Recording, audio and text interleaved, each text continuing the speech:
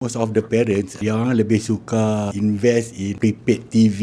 Why don't we invest to our family for RM1 per day to Genius? Hai, nama saya Mariam Rasharin binti Abdullah. Saya umur 14 tahun. Saya belajar dekat SMK Air Merah. Saya parents untuk Mariam Ros.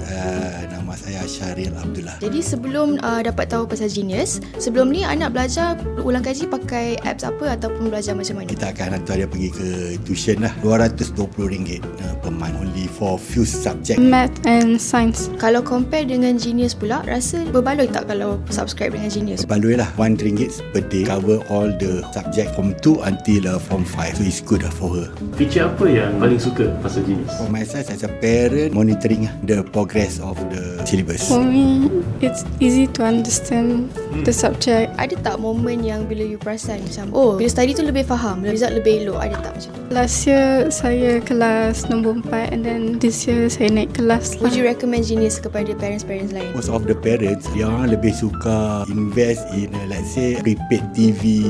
Why don't we invest to our family for RM1 per day to Genius for their own benefit?